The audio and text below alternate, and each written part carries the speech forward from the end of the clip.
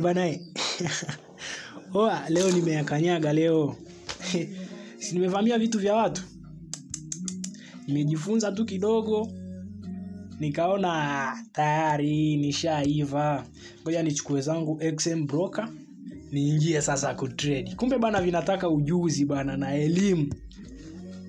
Inatakiwa ujifundishe muda kidogo.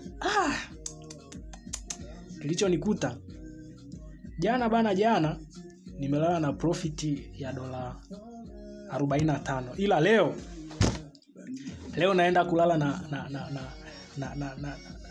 na negative $65. Vinataka ujuzi bana. Ndugu zangu, mimi kwa ushauri tu,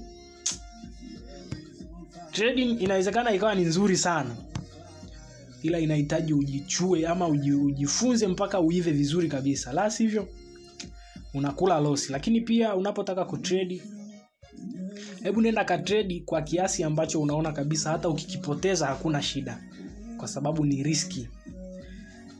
Yani nenda ka trade kwa kiasi ambacho unajua kabisa hata nikipoteza hichi kiasi hakuna shida.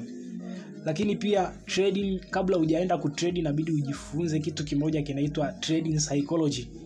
Hicho ndio kitu ambacho mimi nimekosa. Nikajikuta trading inaninyoosha, naenda loss. Kwa hiyo bana, leo ndio hivyo, naenda kulala na hasara ya $65 kwa sababu tu nimevamia soko bila kujifunza vizuri. Ni hatari sana.